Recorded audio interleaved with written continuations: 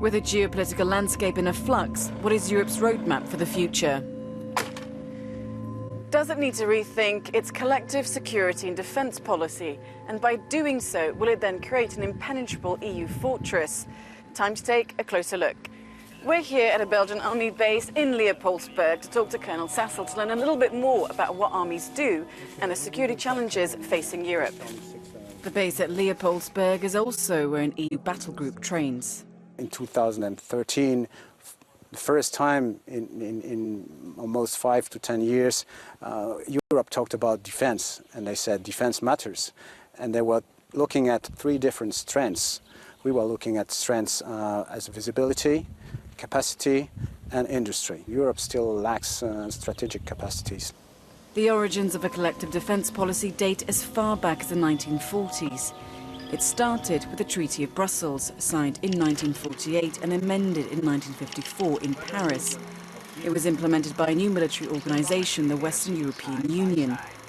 The most important idea of the treaty was in Article 5, the idea of coming to the aid of another under attack.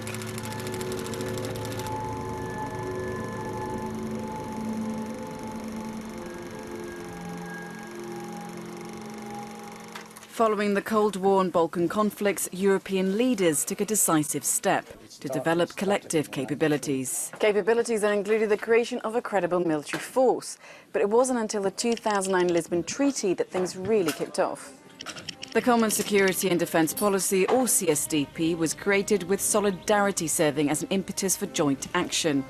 The treaty created an umbrella organisation, the European External Action Service, under the reins of an already existing EU High Representative for Security and Foreign Affairs. The post is currently held by Federica Mogherini. The EEAS includes a military staff.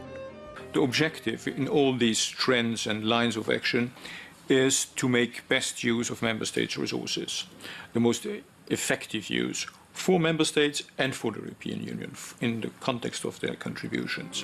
One concrete step is Eurocorps, with 5 EU members and based in Strasbourg, but it's not the only one. Missions under the CSDP are widespread. EUFOR is the umbrella label for the European Union force. So far, some 15 civilian and military peacekeeping missions with soldiers from various member states have been completed. The same amount are currently underway in, say, for example, Ukraine, Mali and the Palestinian territories. The CSDP only allows the financing of civilian missions. Military or defence operations have to be financed by member states. Their contributions to a defence budget of sorts, 190 billion euros. But the problem with the 28 countries collective, member states see defence as a matter of strict national sovereignty, so there's duplication of equipment, resources and personnel.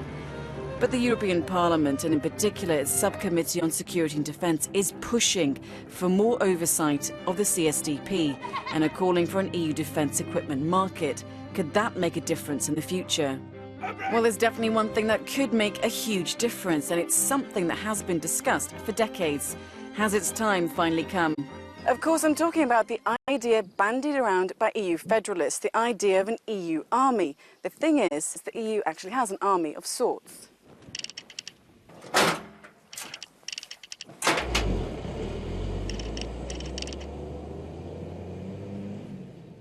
Well, actually, when you look at the battle groups from a military perspective, they're ready to go. It's just a rapid reaction for a crisis and an expected crisis.